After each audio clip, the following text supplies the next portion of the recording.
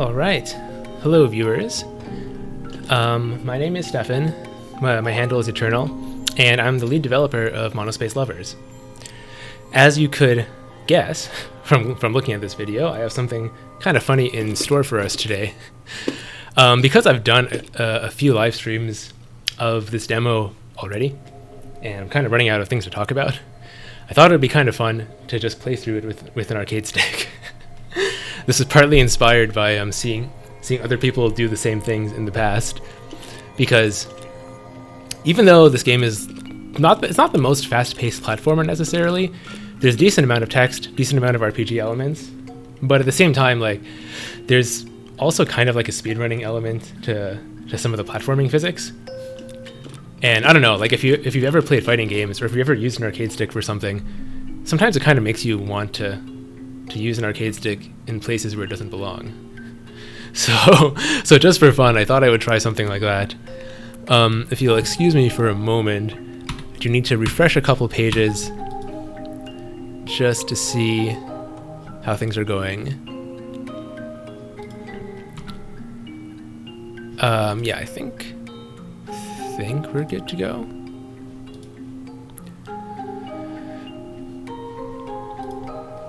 I'll check back later, but I'm gonna figure that we're good to go for now.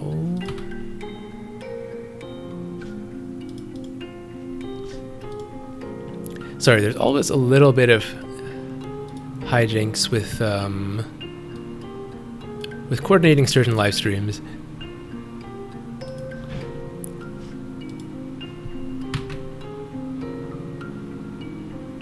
There we go.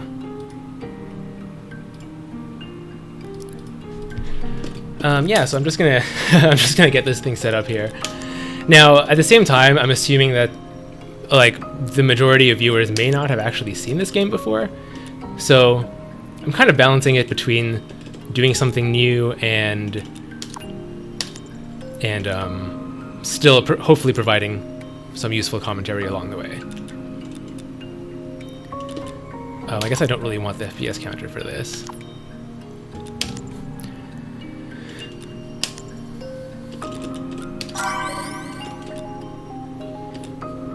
Oh yeah, I had added this little prompt at some point. It doesn't actually matter what I pick in this case. Yeah, I added that prompt at one point because I noticed that, like, half of the people who played this game... Hold on. Half of the people who play on keyboard expect the movement to be, like, on WASD, and half expect it to be on arrow keys. And then to complicate matters further, I think the standard in Japan is for the action keys to be like ZXC, because that's how, like, Toho works. And I don't know, I feel like there's, like, no standard keyboard input, like, system for platformers. So in the end, I figured, let me just, like, put a prompt so people can pick whichever one they want. And nonetheless, like, there is a way to rebind your controls in the game, but still, I think it causes confusion for no reason.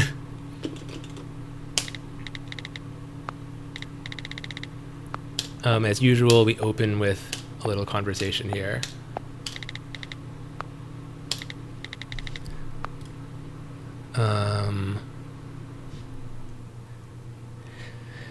Man, I almost wonder, like, what kind of setup do streamers have? I feel like you need, like, multiple monitors to do it properly. There are too many things to look at.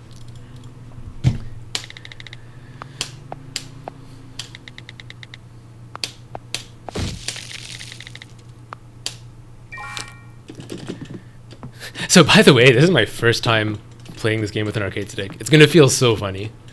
It already feels extremely funny. Technically speaking, I guess this tradition existed in, like, I forgot what that machine was called, but the one that had, like, Metal Slug and Contra and stuff like that. Like, people have played side-scrollers with arcade sticks in the past. But that wasn't my generation, or, you know, too many people's generations at this point. So we have the green button, obviously, is A, red is B. So we have our jump and we have our dash. This would be use item, and this would be to open the phone. And then Those would be the bumpers, those would be the triggers. So the triggers, left trigger here would be for walking, so that's kind of funny. And the bumpers are not used for too much. Hang on, this would actually be this would actually be really fun.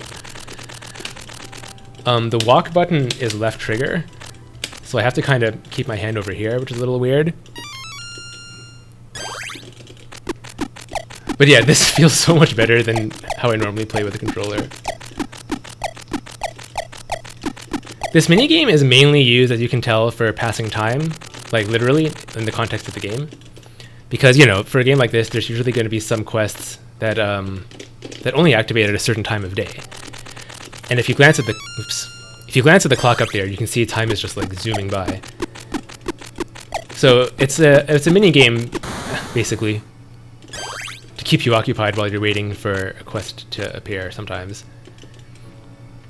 And I deliberately I don't think I attached any achievement to this, because that would be kind of annoying.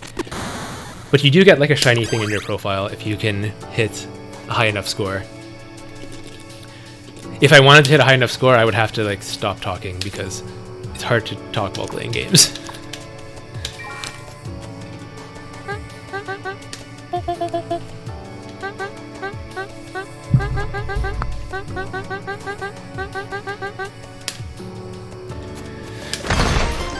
Could break that for you. Might as well take a walk around town for the people who haven't seen the game before.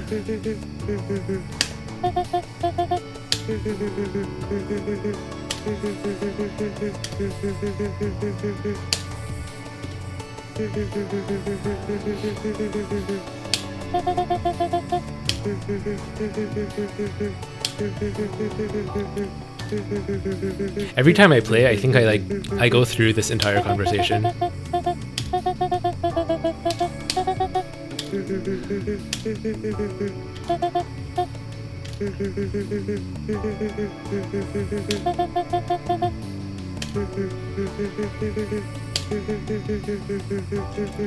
Technically, this is foreshadowing, because Chapter 2 is actually all about slimes.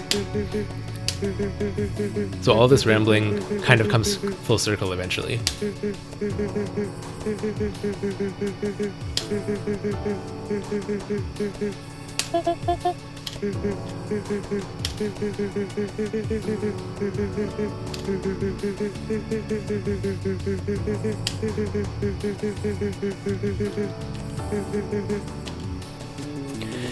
Another thing I added at some point... Which button do I press? This is so weird. Okay, that's the button. Another thing I added at some point was this read speed value. I feel like the default should be a tiny bit faster, actually, instead of 3. Getting the default read speed correct is pretty important, I feel like, because if people aren't satisfied with it, they tend to just skip, like press B to skip, which is not ideal. And one thing I liked about Undertale was that the default read speed was like so good. I don't know how he got it to be so correct, but like the text was just fast enough that you're not tempted to skip it. And that's good, because it allows you to see those little pauses that show up in text. Like normally, like people may not always notice it, but normally when text is reading out in the game, it'll pause on like punctuation points, like commas and semicolons and whatever. So you don't really want people to mash B like that, because they'll be skipping those little pauses.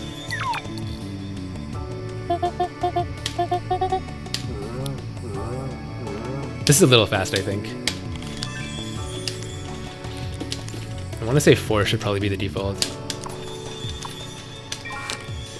There is a quest associated with stargazing, but we certainly can't do it at the beginning of the game.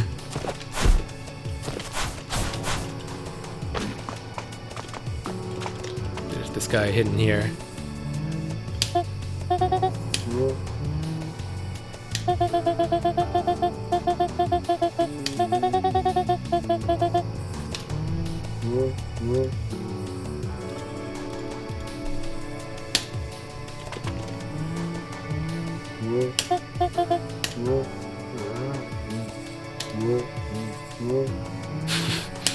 I forgot I wrote that.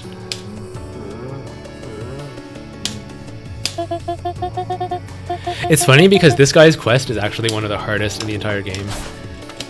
I don't want to spoil it, but like it involves a really difficult platforming challenge.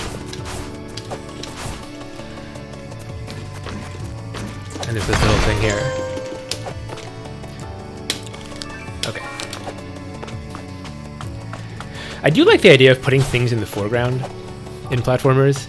I ended up not doing it too much in this game, but I mean, it shows up now and then. It's kind of like a high budget thing. Like you see that technique a bit more often in, you know, something like Ori or maybe Hollow Knight. It looks like no big deal, but if you think about it, each background element and each foreground element is, you know, more stuff to draw, right? So it kind of is a big deal. There's a coin. I wonder if they should be shinier somehow. I feel like they look okay. Wait, did that not work? Okay, no. I just accidentally pressed a diagonal. Wait, I've actually never seen that before. That's so weird. Normally the data chip is supposed to like follow along with you, but it must have been something that I changed recently.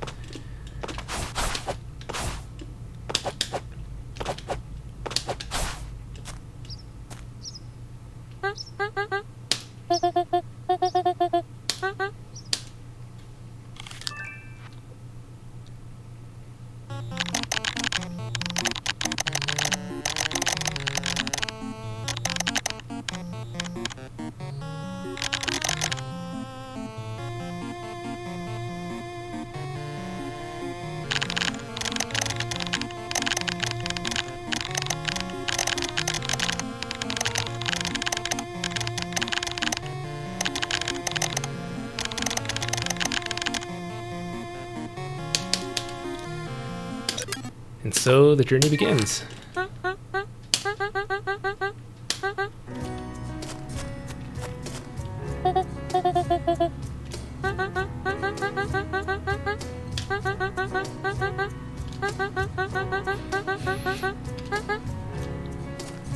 It's kind of relaxing to be able to actually read all of the text, because I play through the game pretty often for like QA, bug fixing, you know, stuff like that.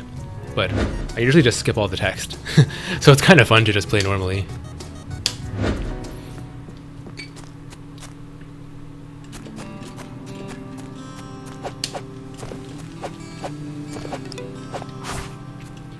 So L1 and R1 is going to be the bumpers, yeah.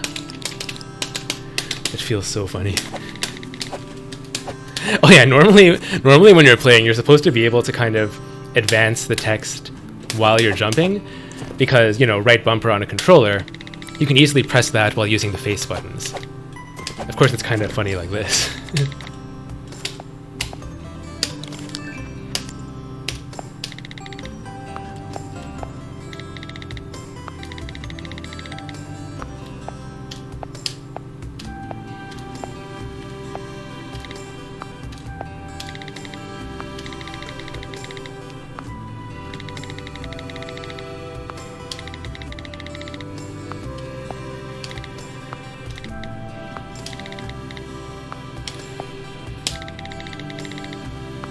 There's so much writing that I'm really looking forward to doing in this game.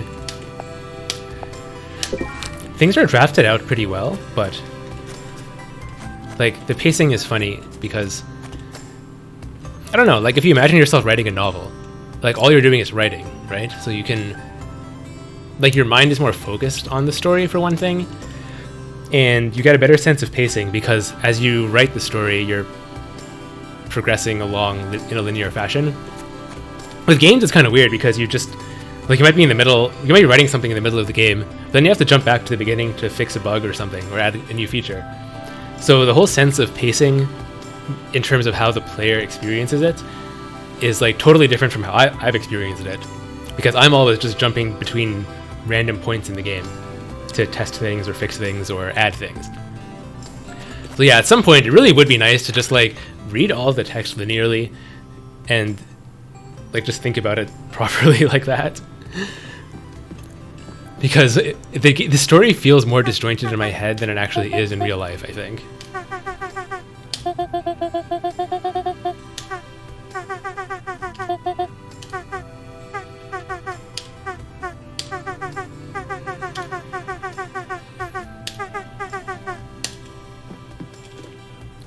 If you insist.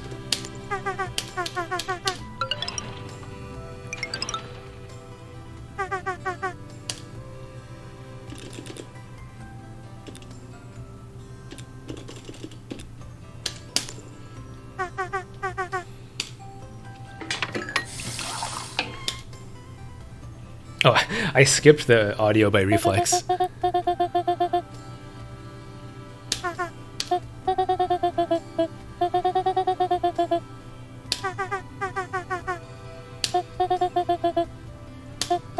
I know they're not actually raccoons. I feel like I'll have to rephrase that just because people keep telling me that. And I'm like, I know, but I don't know. Like, I feel like they were described as being similar to raccoons in English because they kind of look like that. But like they're actually a raccoon dog or something. It's like some other species. But it's one of those things that people constantly mention, so I'll just have to change it eventually.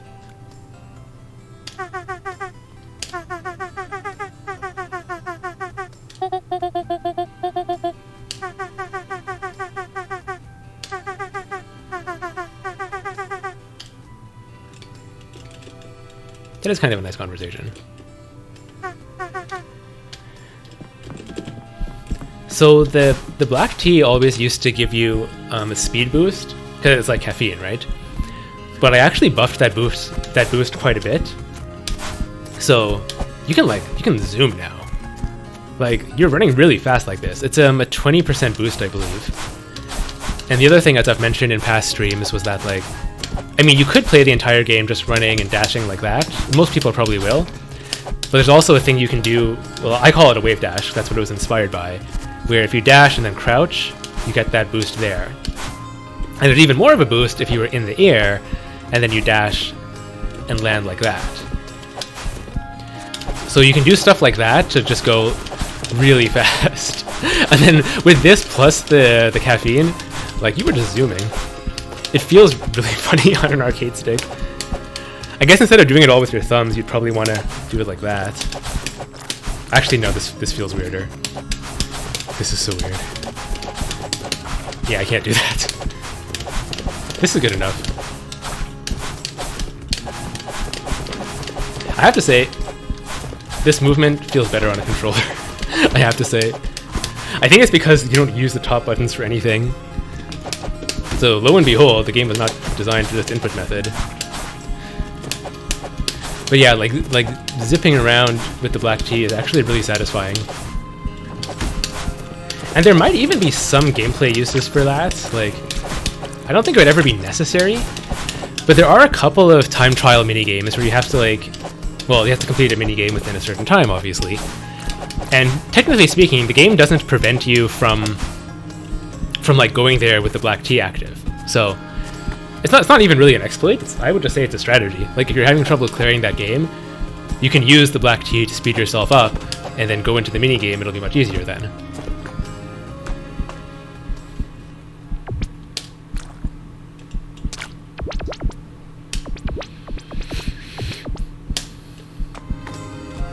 Yeah, and all of the slimes speak gibberish when you first meet them, which I think is pretty cool.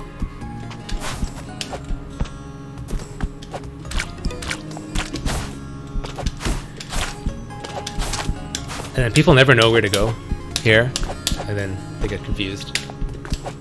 Which I think is fine, because the game kind of tells you where to go well enough.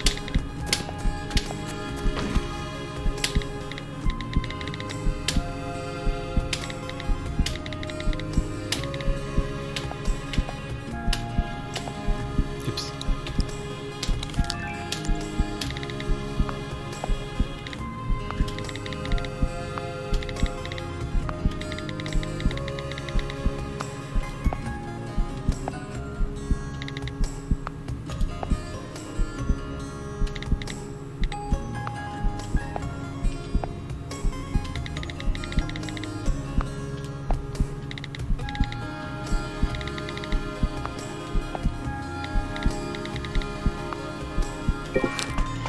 So that ends up not being useful. but it does at least establish that Chameleonic is going to kind of act as a guide. Basically keep an eye on your quest as you go along. And that's something that you will need when you get to the next area, because the shrine is like almost impossible to clear otherwise.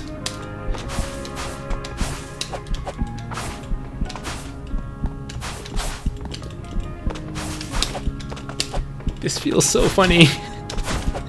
This feels so weird.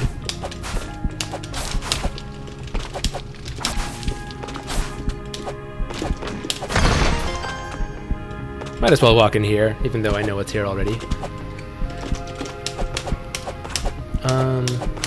I kind of feel like I need to change the art for these a little bit, because they're meant to be like actual emblems, if that makes sense. Like they're supposed to be physical like things that are embedded in the wall, and I don't know how obvious that is, because they're kind of just like symbols, and they look like they could just as easily be engravings or something, you know, something that's carved into the wall as opposed to a physical metallic thing that can plop out of the wall. That sounds like a very minor detail, but that could lead to some confusion when you actually get to that quest and you're thinking about how it's supposed to work. It could lead to some confusion.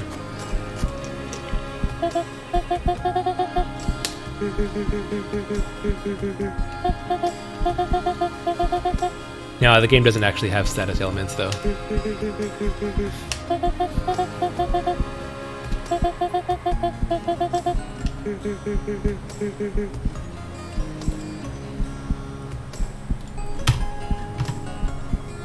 One moment.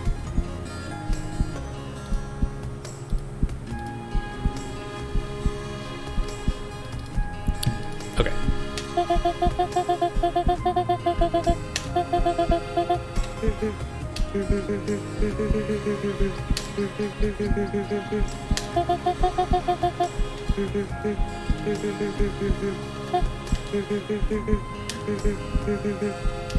That was also not very helpful.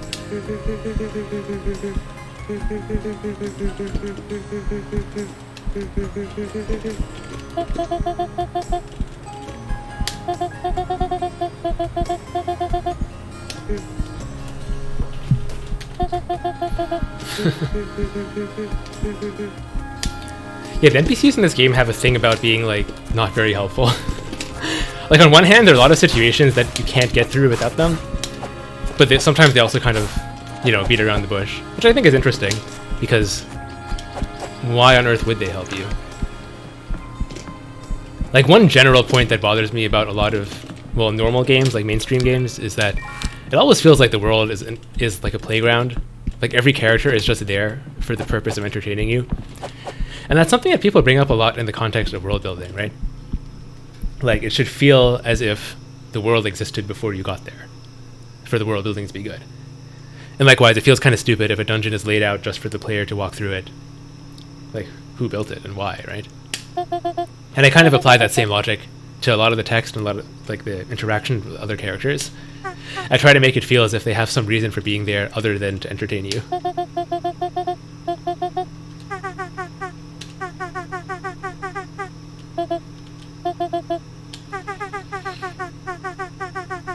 Maybe this is how potions are made in RPGs.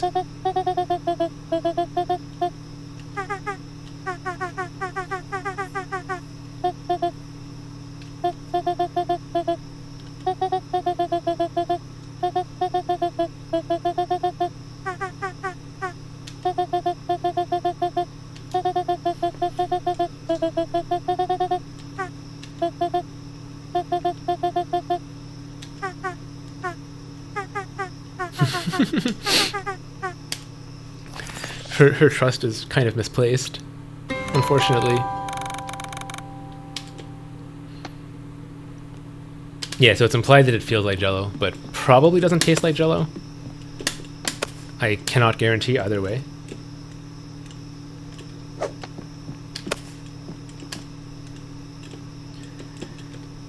I guess the aiming feels pretty normal with the arcade stick. That part is similar enough to a controller. I'm so used to like QAing that my instinct when I play the game is to like try to break things, because I'm just so used to that. Like, there used to be problems with items getting stuck inside or outside. Even there, actually, it got, like, kind of stuck in the sense that it's not going into your hands properly.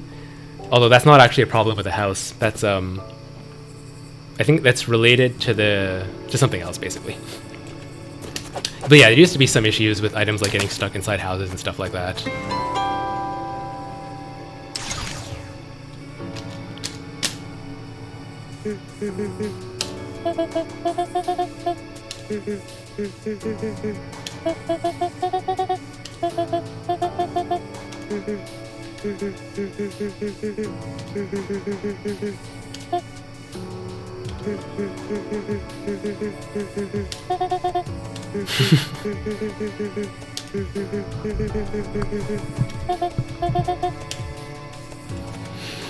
Yeah, I mean, that's a good enough hint, right?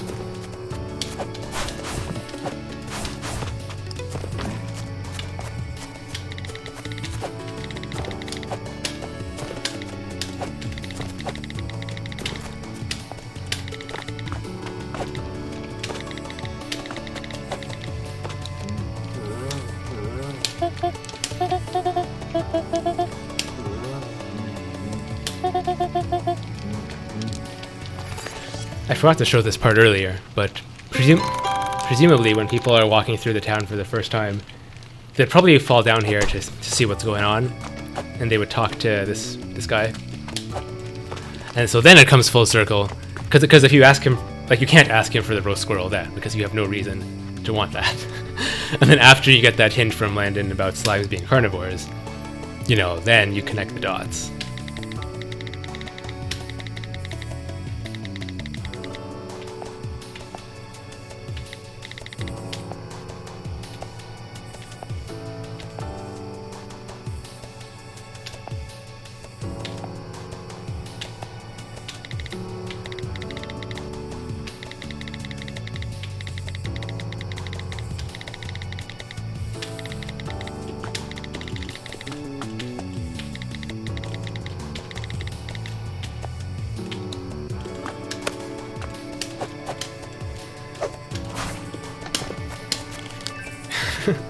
Wrong button.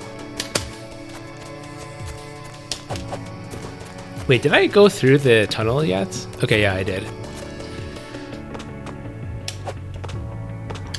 Yeah, I think typically your default instinct is supposed to be, instead of going through a tunnel, you're supposed to kind of go to the right of where I was just now.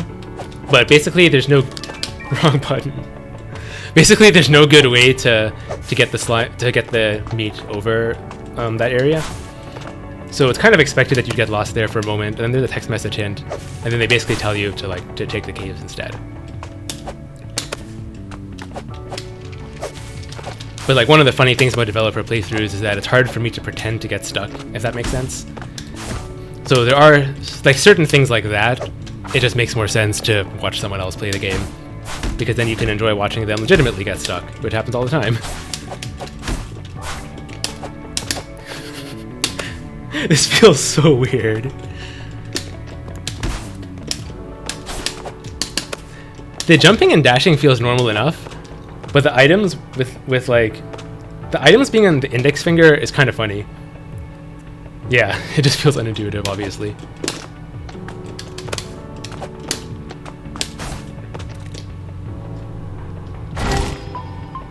And this opens up a convenient shortcut for us, so we can skip half of that path next time.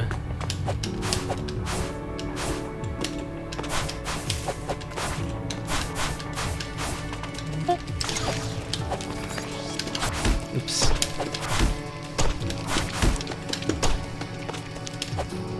I'm pressing up to jump unconsciously.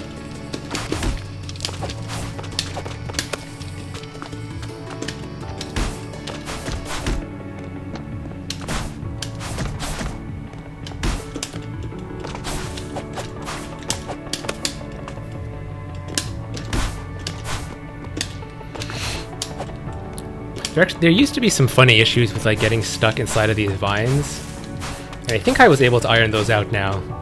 Like, if you time your dash perfectly to be inside of a vine, it just kind of pushes you out now. Yeah, it kind of happened there. Yeah, it happened there again. You can see, like, after the dash, I kind of slid a little bit to the right. I was dashing left, and it just pushed me to the right a little. So it's trying to properly resolve that collision, which is important.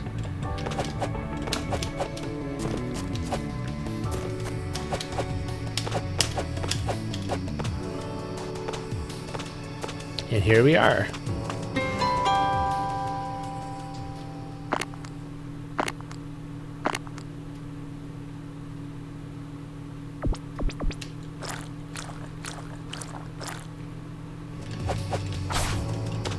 And there's something up here, by the way. Yeah, there's a coin up there. And there should be no way to get it at this point in the game. It just kind of taunts you.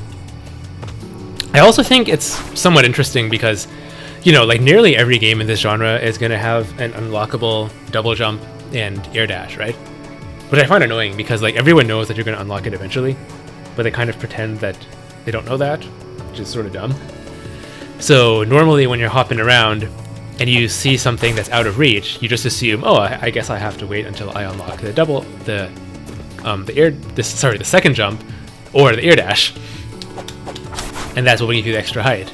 But in this case, you're already at max height. I mean, 2 jumps and 2 dashes is most likely the most the game is going to give you. Kind of hard to imagine unlocking a triple jump, right? And indeed, you don't. Like, there's no triple jump in the game. So I feel like that raises some interesting questions about, like, what on earth you have to unlock in order to get that coin. And this over here is a minigame similar to what I was talking about a little while ago. Basically, you just have to, like, dash through all these little things.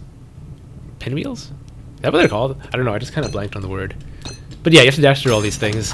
And if you're having trouble with it, it is easier with the T. Anything that speeds you up would make it easier.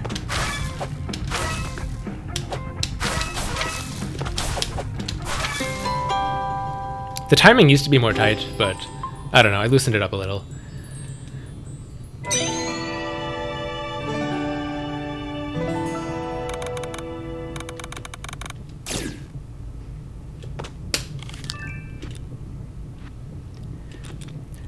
There is now a notification light and also a sound effect prompting you to actually read these data chips. So you shouldn't just ignore them.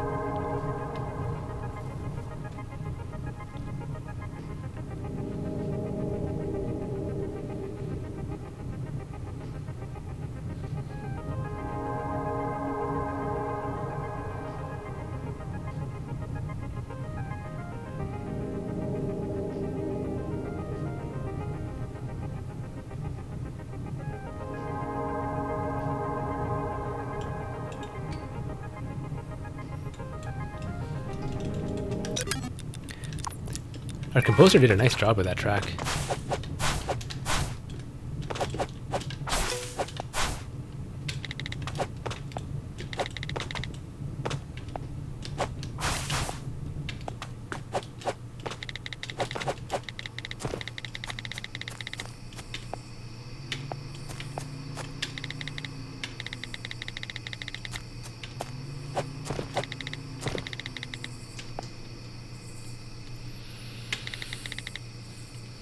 This game is going to be so annoying to translate.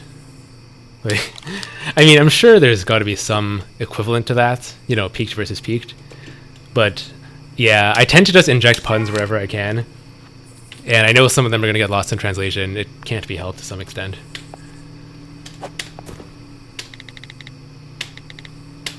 Oops.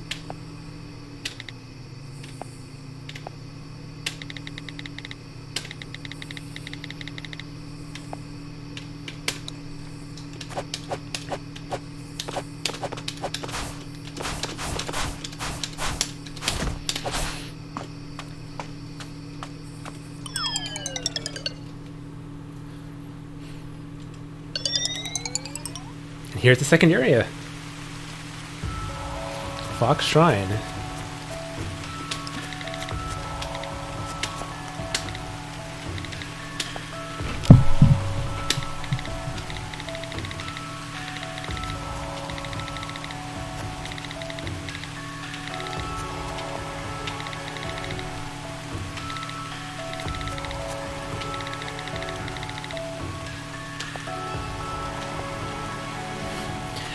This conversation used to have less explanation for that whole fudge comment, and then I realized like this doesn't make sense.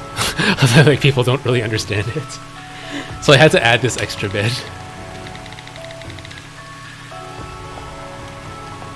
But like I've literally been in that situation before, and I feel like people have been in that situation, so I feel like it should be relatable. I don't know.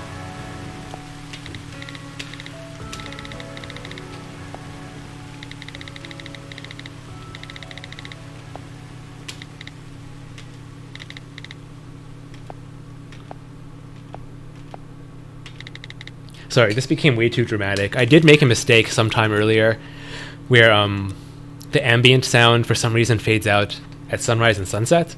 So this is not actually a cutscene. Like the rain sound should be playing right now. I'll continue this.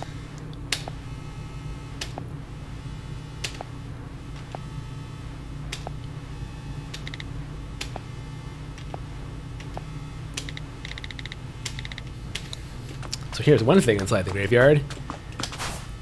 Let's see how far I can go without dying. I mean, the game isn't really that difficult, and nothing challenging happens in the shrine, like in terms of platforming. So, so it should be doable. But clearly, I already lost. The first boss is definitely like the first real challenge. The shrine is harder in terms of the puzzles and stuff, more so than the platforming.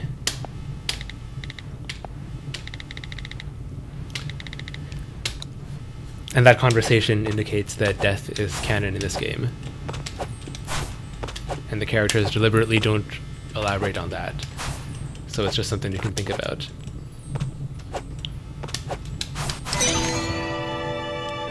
Canon save points and canon deaths are like, I don't know, kind of interesting. They're kind of questionable. Because sometimes it's overdone, but I think it depends.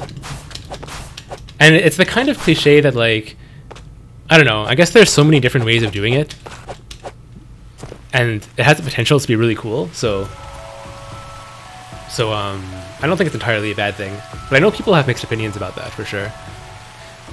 One of the downsides is that anybody who does like a canon save point at this point is probably going to be compared to Undertale, even though Undertale was definitely not the first to do that, but like it's just so iconic, right? So that has changed a little bit, for sure.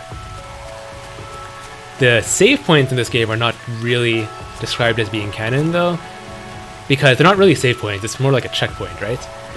Like this thing down here, I guess it's gone now because the cannons are off. But yeah, you wouldn't really describe this thing, this glowy thing, as a save point. It's just a checkpoint that she returns to when she dies.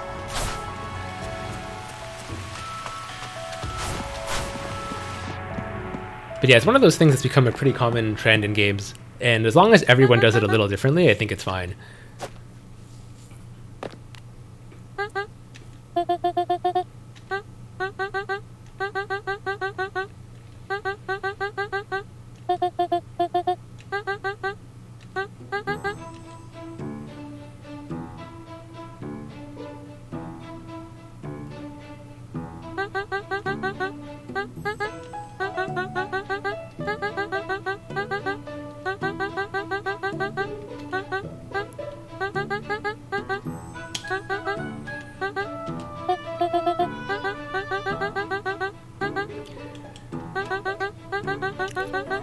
This is actually a hardcore puzzle if you think about it. Because, like, imagine from Catherine's perspective. Like, the puzzle seems reasonable. Oops. The puzzle seems reasonable to us because she's telling us what to do. But, like, imagine if she just walked into this shrine and you just see these 8 switches and there's no explanation. Like, you would never guess that it was actually related to binary. She's clearly pretty smart.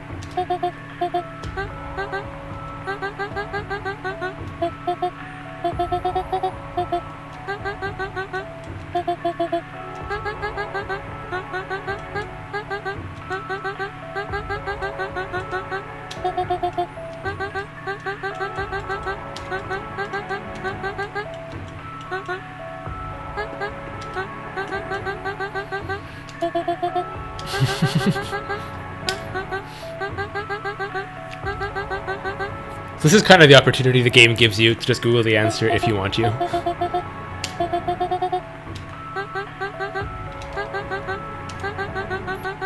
And then this is where you can actually solve it, you know, more intelligently. Because if you already know how the counting works, you could, at this point, count up to 102. But presumably, most people don't really have that at the top of their head. Like, I wouldn't have known that either.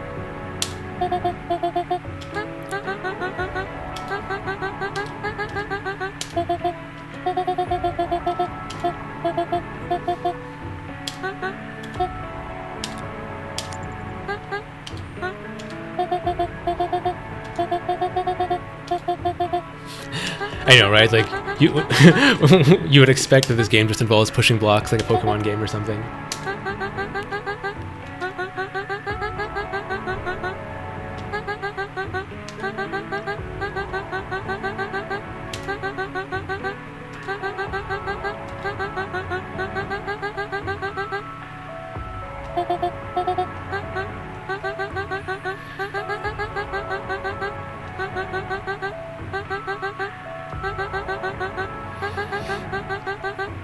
It's interesting how this is one of those things that's like really hard to understand if someone explains it, but as soon as you see an example, it just makes sense.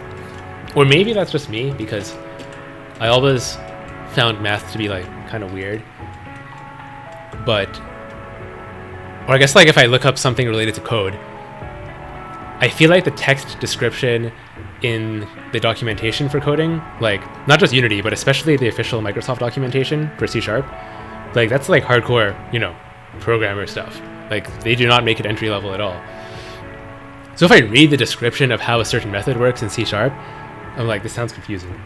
But then if you just look at the example of how the code is used, it's easy to understand. So I feel like it's got almost the same thing here, where like her explanation is actually hard to follow. But if you look at this, it's just very obvious how it works. Because you could pull out your phone, or you don't even have to really, because you can just say like, you know, 2 to the power of 2 is 4, and then that's in brackets, etc., etc.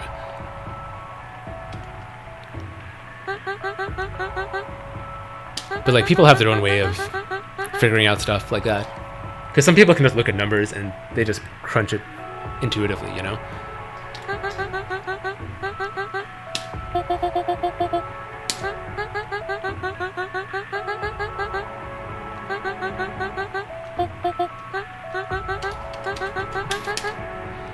So hang on, what number did we want?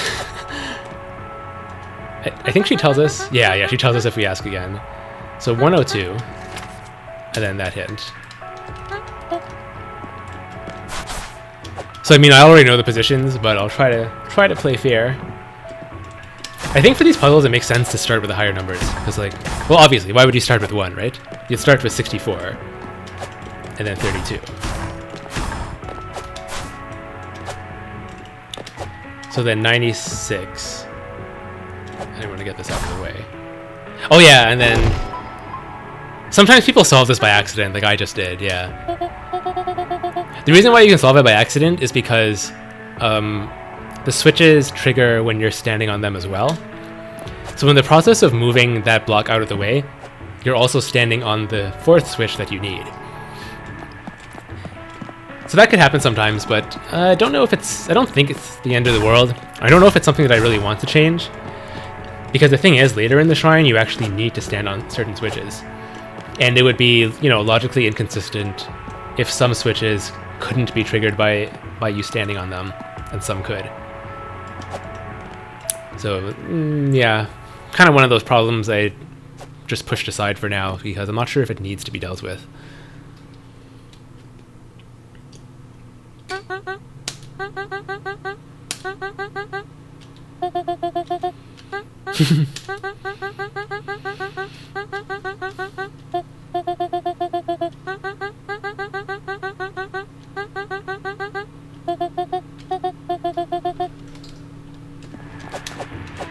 And you actually could do that. There's nothing stopping you. Hang on, let me see if I can figure out how to... Can I move the camera on arcade stick? No, I guess not. Well, hey, hang on, isn't there a button for this? left stick, D-pad, right stick. Yeah, if I do this, shouldn't that? Yeah, it works. I never use this button. Because on keyboard, there's a specific key that toggles like camera control. So the arrow keys, instead of controlling your character movement, would then control the camera. But on controller, there's no toggle for that, because normally it's just left stick, right stick, obviously. But yeah, I forgot that there actually is a button to make the joystick apply to the right stick as opposed to the left stick. Anyway, yeah, you indeed don't have to go down there right away. So if you're, industrious enough, you could go here and spell O and then X as well. And I have done that before. I don't feel like doing it for this one, because it kind of changes the dialogue a little bit, because then Cat talks to you about speedrunning. It's a whole different route. Oh, well, not like a totally different route, but it's a little different. So I'll play it the way it's normally supposed to be played. But it couldn't hurt to walk around the roof a little bit. There's a free coin. And there's a bit of an awning up there. Wait, I wonder if it's actually possible to get up there now. It actually is possible. Okay, that's definitely a mistake. I'll have to change that later. I think the reason why is because if this block was not here, I don't think you'd be able to reach that awning. So when I was testing it, I probably just tested it like this.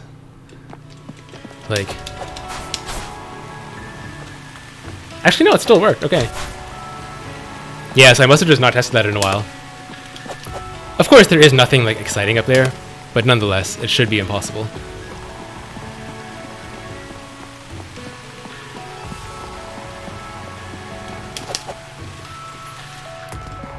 So this is a rock that we don't need. It could be used to push switches if you want to. But otherwise, we don't actually need it right now. That was just a sneak peek. What we should do is... Oh yeah, you know what I added? I added that. Just for fun. Doesn't actually do anything.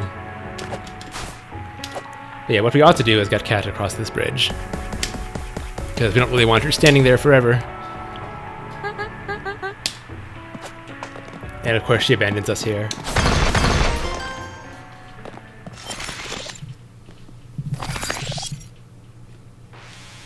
All the characters are like, wow, what a good friend. This person just ran off without me.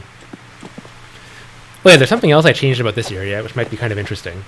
So if you've seen any GIFs of the game, any posts on Twitter, then you would know that one of the main mechanics in terms of bullet hell is that you can dash through blue projectiles, but not red ones. So if I do that, yeah. So the dash gives you invincibility frames for some things.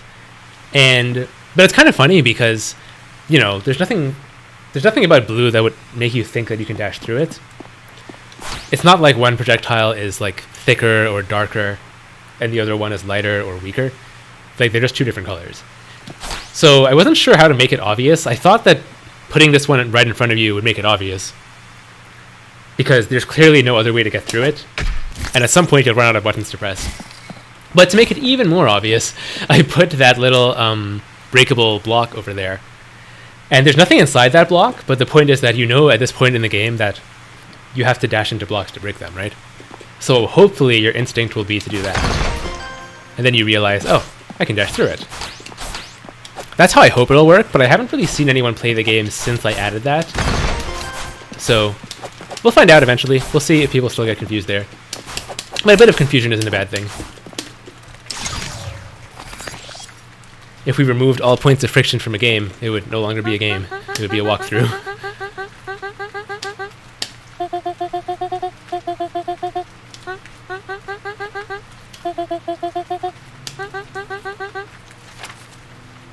And that's just a reminder. So yeah, Kat didn't tell us what the numbers are, but Chameleonic can help us with that.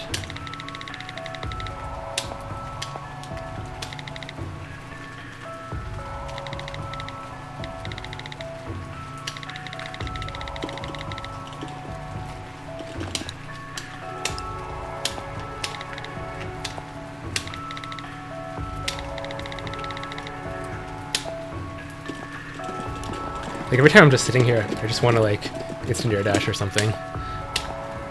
Okay, 111 and 120. Let's see.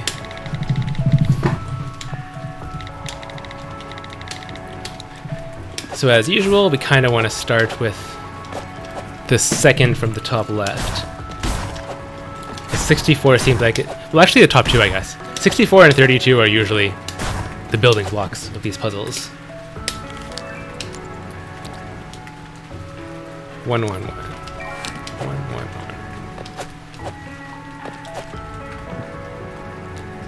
1248.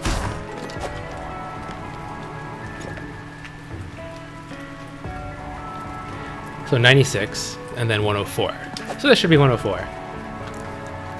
And to make the mental math less like stressful, I added some in-game hints here, which should help a lot.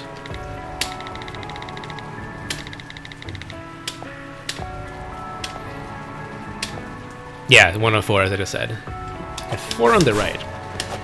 Right, it's 4 because I left this rock here. Because it would be 1, 2, 4, 8, right?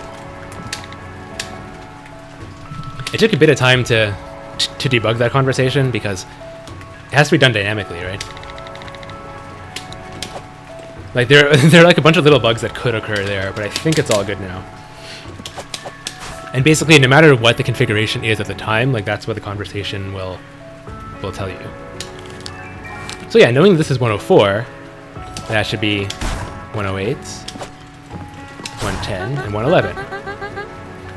And yeah, she gives you that very useful hint so that you know that like you can leave that part alone. Except the only tricky part is that, again, because I was standing on it, I have to remember that like I have to leave this this block here to actually push that one down. Let me move this rock because I don't want to start counting at 4.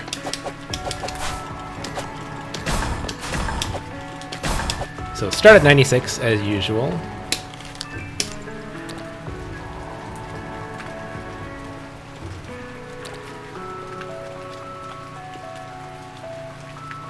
Um, 120. So do I want 16? I think I do want 16. Okay, instead of like doing mental math, I can just ask him. Oh yeah, true. I guess maybe I can show you guys that conversation.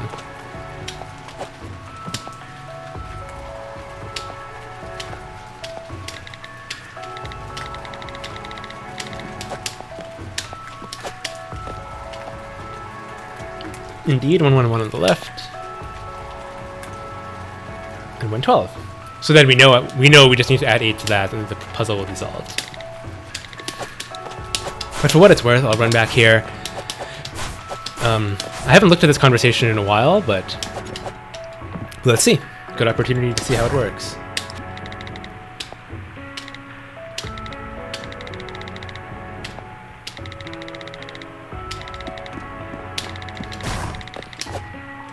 Yeah, that led to some confusion before. So like just by coincidence, the solution to this room is symmetrical.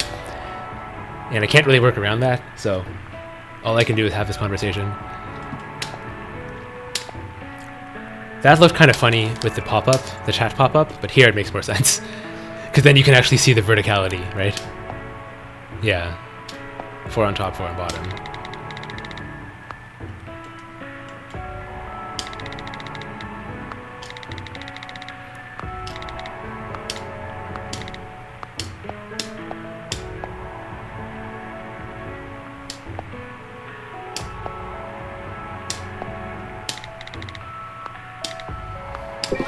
Yeah, I mean, I feel like that makes sense. I think there's enough like extra text in this area now that anyone who wants to solve the puzzle should be able to. And that's the extra 8 that we needed, and that should solve it.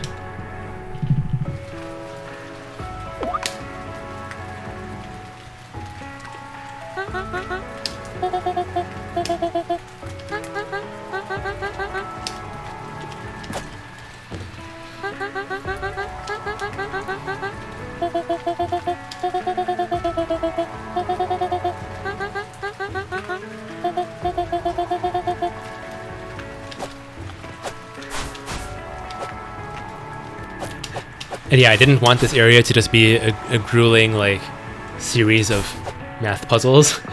So there are little things like that to break it up a little. And also creatively, I think it's more interesting that way.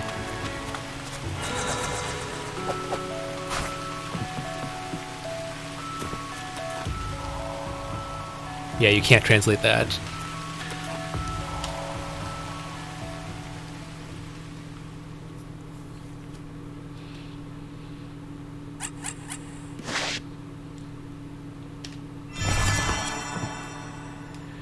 Yeah, one thing I always found kind of tedious about some games I played as a kid is that like those moments where you can kind of predict the flow of the game. The obvious example would be if it's an RPG where you're trying to collect like the 4 legendary, whatevers. So after you collect the first legendary whatever, you're like, okay, there's 3 more of these to go. Like you already kind of know what the flow and what the pacing is going to be like. So that's something I've tried to break up and change a little bit. So every time you think you know what the flow of the game will be, just like this, you expect that there will be 3 binary puzzles. And there kind of are, but there kind of aren't. And the actual flow through it is a bit different than what you think it should be. And a similar situation occurs just with the concept of a gameplay loop. Like, the loop of an RPG would probably be the battle system. Like you're going into these battles, you level up, buy equipment, etc.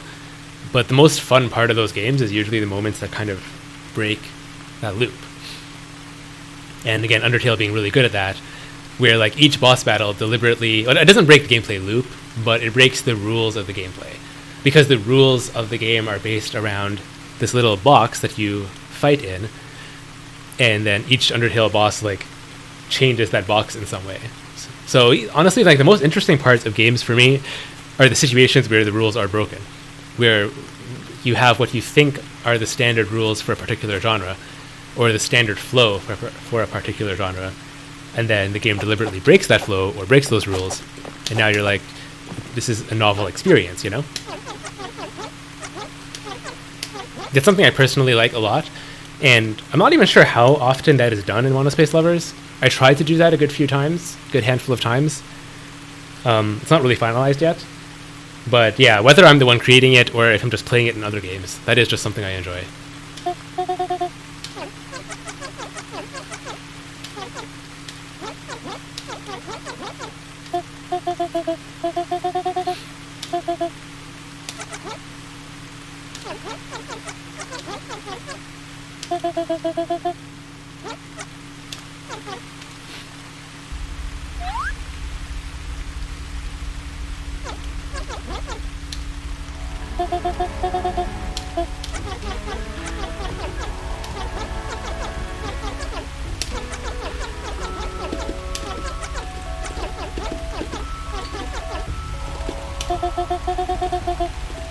That's kind of true.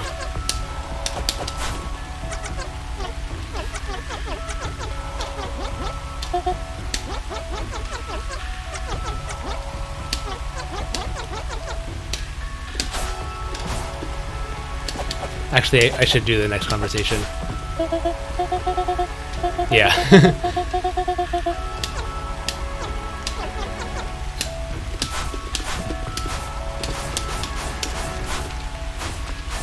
So, Virtuous Fox did something or the other. We're not entirely sure what yet, but we're about to find out.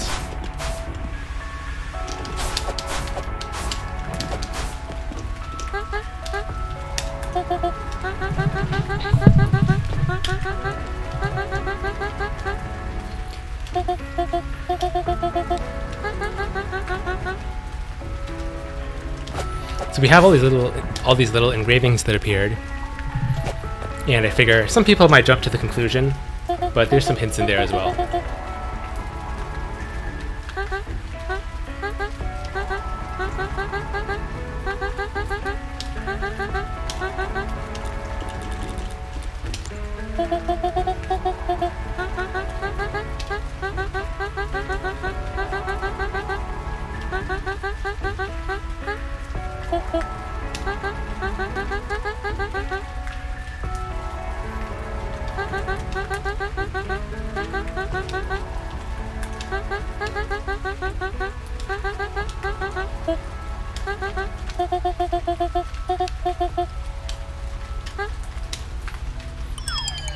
You actually could do that later in the game, but right now you can't.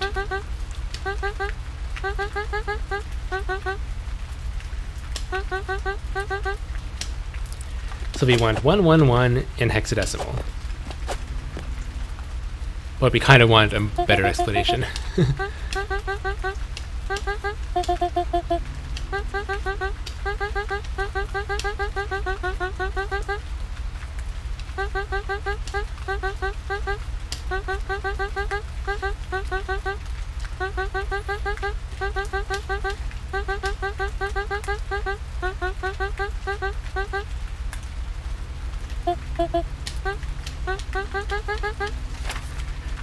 So to do this the fair way without looking it up, you basically just want to count in 16s.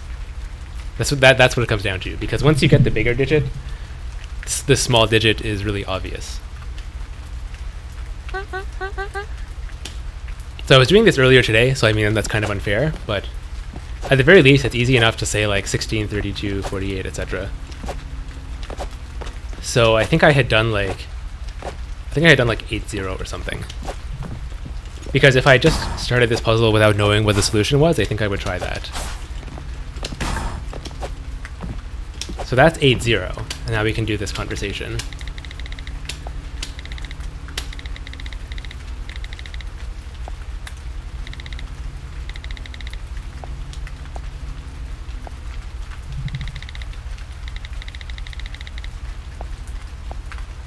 Wait. Oh. My bad. I forgot that I didn't reset the other blocks. So obviously the other blocks were all in there. Yeah, you can see. Like, so now we know what 1, 2, 4, 5, 6, 7, 9, AB 80 adds up to. There is some error handling where if the number goes too big, he basically doesn't tell you. He doesn't tell you the answer, he just says it's like some crazy number. But thinking about it, I should probably change that so that conversation path kicks in at a lower number, because it sounds really funny that he would just type that. Because if you were typing, 14508143336, if you typed that to someone, you would definitely use commas. You definitely would not just type it like that. So I feel like if the answer is higher than 6 digits, or no, 7. If the answer is higher than 7 digits, then I think that should trigger like the other conversation path. Because this looks really unrealistic. Anyway, now the blocks are reset. Everything looks normal. So we're gonna do 8 like we wanted to, and then 0. Oh yeah, this conversation didn't happen yet.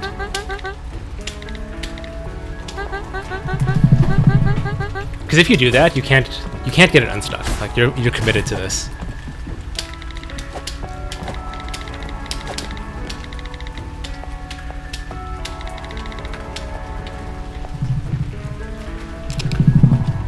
Yeah, and 128 is easy enough to figure out. Those are like computer numbers, Like 64. 64 is a well-known computer number. Even if you don't know much about computers, you probably know the number 64. And it makes sense that 2 64s would be 128. And we wanted 111. So if we were to remove a 16 from 128, we'd be at 112, right? Yeah, it sounds about right. So that means we need to actually remove 2 16s from that. So the first digit actually should be like 6.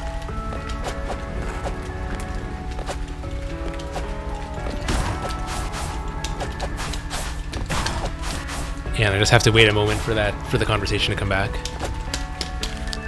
Actually, wait, there was... Oh wait, there's one in progress, that's why. After one convo finishes, you need to wait like 10 seconds or something. So because I forgot to finish the other one, that means we have to wait right now.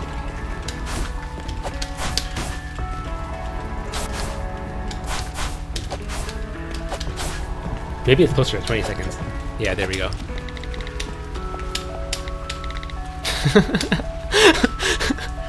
I really want to see someone get stuck here and then get to that conversation. And then they'll just be like, oh, same. Okay, we're at 96.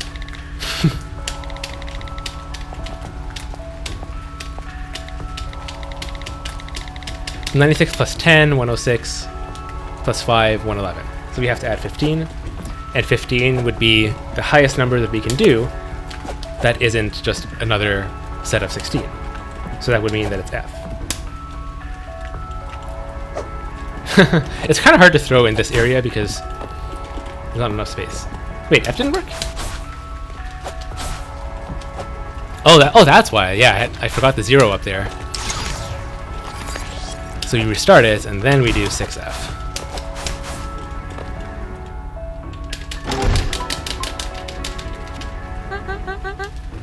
Alright.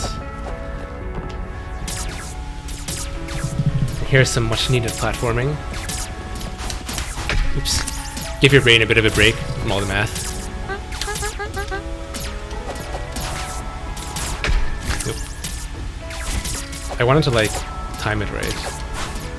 Like that, yeah.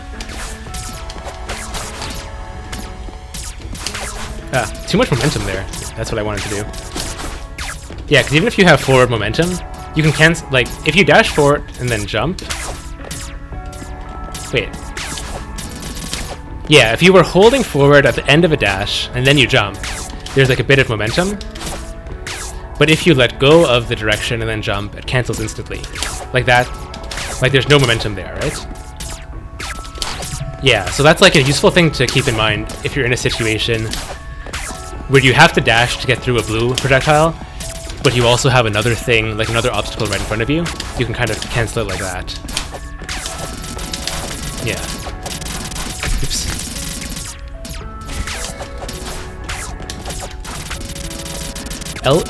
What button is that? L2. There we go. Yeah, that's how you walk.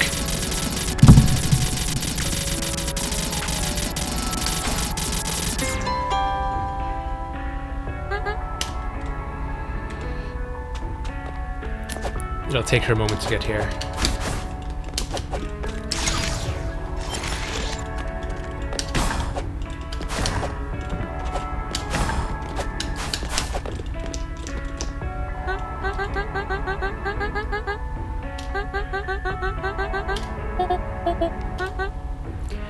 Zero, 1, 1, 1, 1. So 1, 0, 1, 1, 1. And we need one more thing.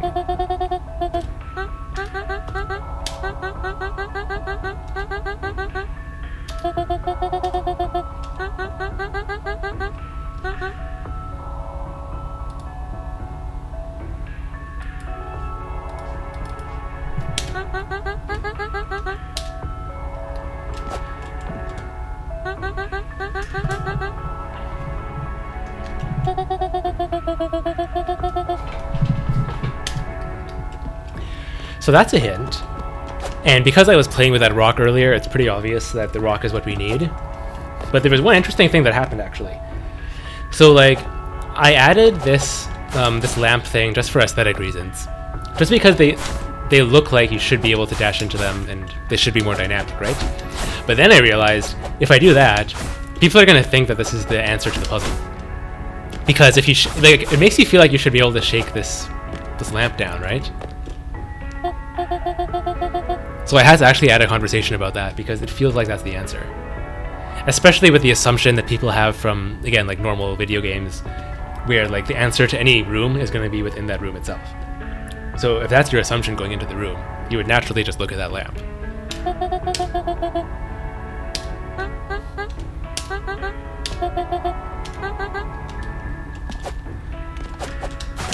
So you can try to shake it. You could get it to loop around the top. Well, for some of them you could. For this one it might be hard because it's so high up. So you can't hit it in quick succession. Oops.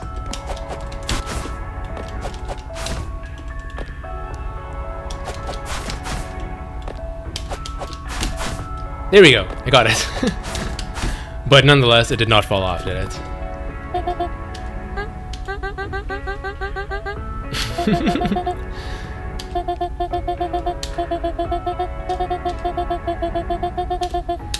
Yeah, and that's basically telling you, like, stop looking in this room.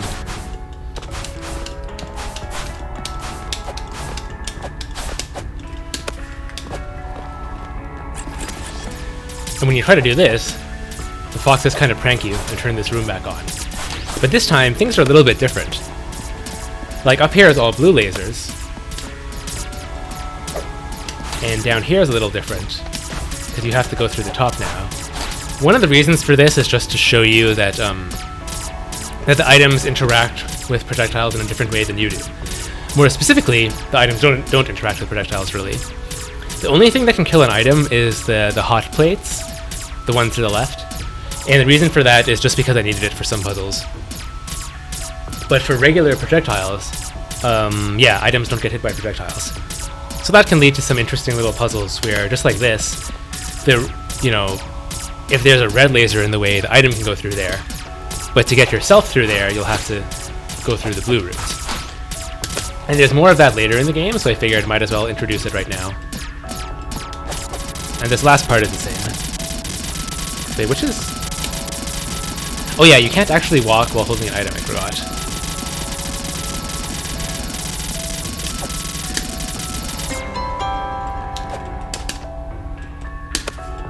Yeah, there we go.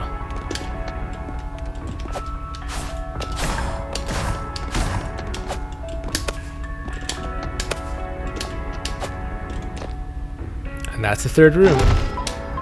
Well, third puzzle, rather. It's the fifth room, technically.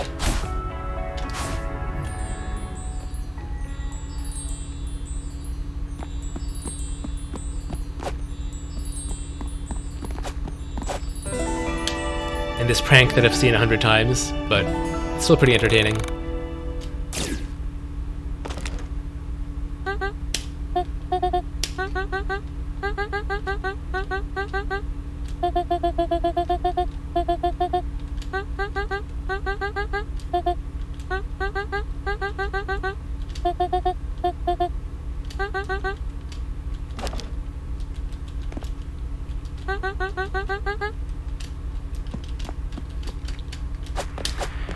%'s not too bad.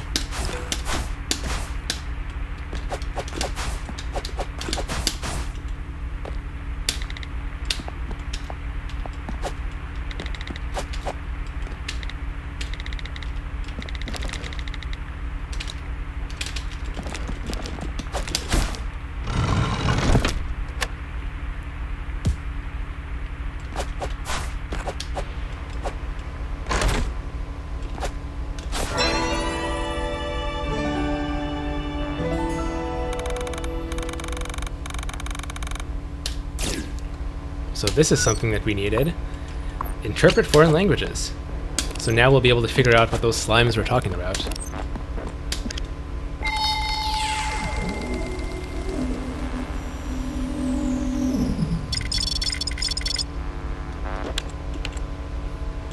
You can navigate this with like up or down if you're playing on a controller, but you can also, type things with the keyboard as well.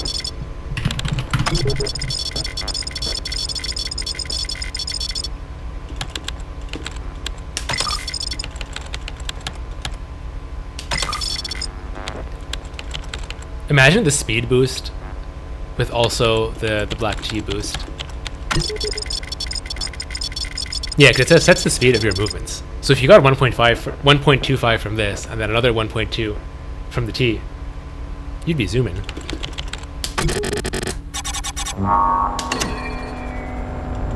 Gotta go fast.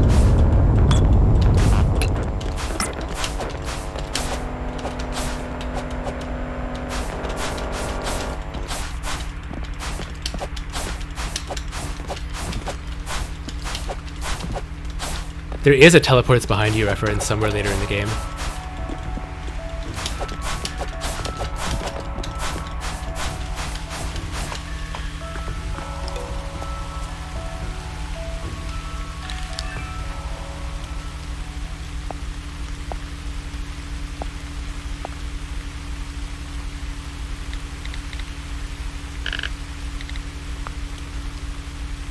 If you've played fighting games before, you would probably know that the Sanwa buttons on arcade sticks, at least as of many years ago, have like a very, very high actuation point. So even though sticks are usually loud when you hear people play, that's because you tend to use a lot of force. But if you actually want to, you could like press press the button almost silently, because the actuation is like right at the top of the button, and you don't need to bottom out or anything even close to it to get that press. It's just one of those interesting things about the buttons that you may not know if you haven't like used a stick before.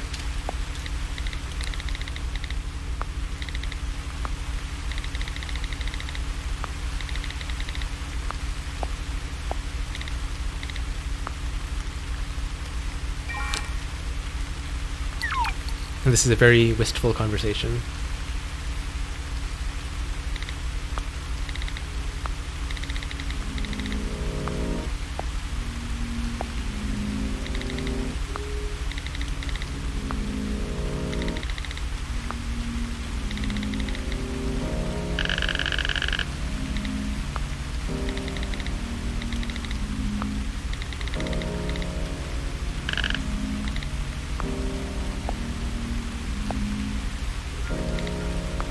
You know what's actually deep lore that I added recently? That it wasn't intended to be lore, but it turned into it. We have, like, you see that keychain on the right side of the phone, right? So, like, originally that was just part of the phone's design. It was just there by default. But then, if you think about it logically, like lore-wise, that doesn't quite make sense, because the whole premise is that, like, this is actually Chameleonic's phone, right? Their phones are swapped. So that technically, like, could not have been Clara's keychain, because it's not even her physical phone. So, but instead of, but it's like a cute keychain. So, like, instead of cutting it from the game, I was just like, hang on, at the beginning of the game, there can be no keychain, right?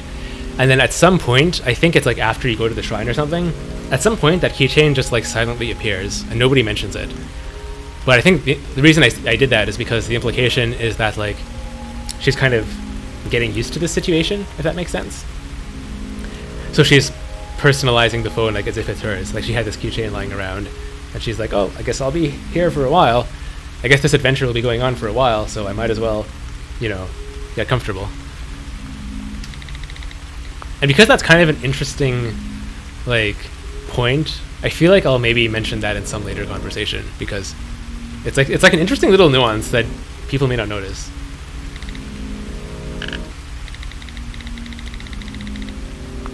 And yeah, hilariously, it was not actually intended, but there are like a lot of little situations that could start out as it's not a bug, it's a feature, that type of thing.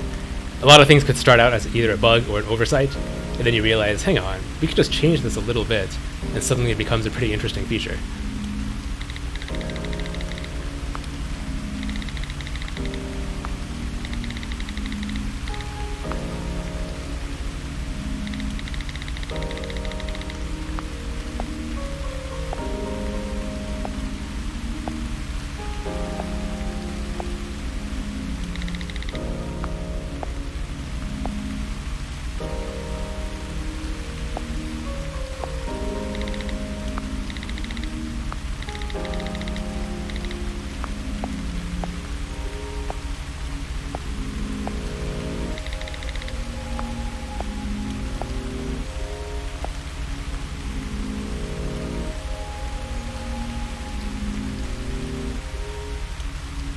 I feel like,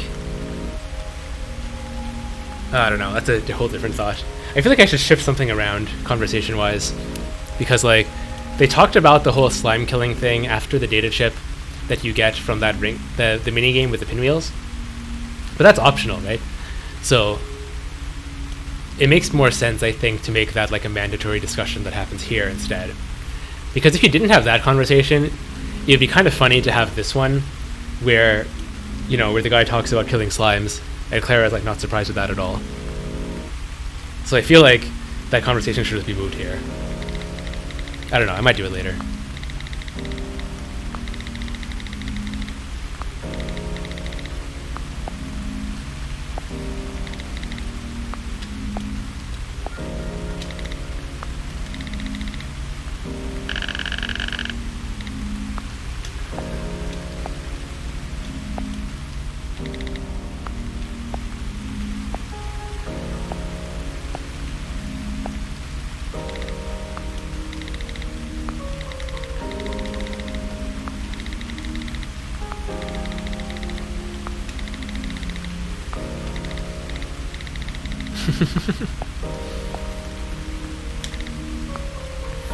I mean, that's a surefire way to know that you'll have to go to a place in a game, right? If there's any kind of suspicious-looking old monument, you'll probably be able to enter it at some point.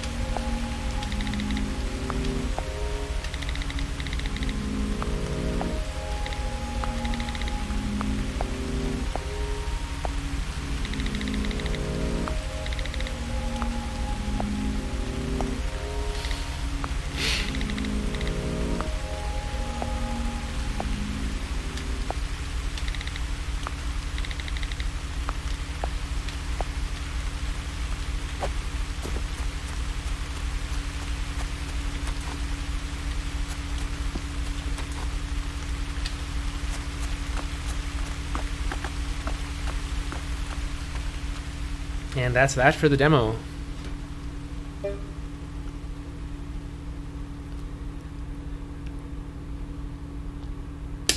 And the usual like and subscribe stuff. So yeah, so that's about it. This was actually kind of cool. Later on, when the game's actually out, maybe I'll like try this again and fight one of the bosses with an arcade stick, because that might be really fun. But also, arcade stick shenanigans aside, hopefully this was pretty interesting to watch. And even if this is your first time seeing the game, still I hope that, you know, I was able to show enough of the game, and you can imagine how it would work if you played it normally, even without all this all this funny stuff going on. So yeah, basically, yeah, thanks for watching. Just if you want to chat, you can join our Discord, etc., etc. I'm usually around. I'm usually just doing a lot of development stuff and a lot of marketing stuff. But I'm usually around if you just want to learn more about game development in general, or if you just want to keep an eye on the game and try it when it finally comes out. You can do that too. We have like an email list on MailChimp, and or just, you know, Steam wish lists kind of function that way, because Steam emails you when a game comes out that's on your wish list. So that's a good way to like lurk and keep an eye on a game without necessarily having to get involved with development if you're not interested.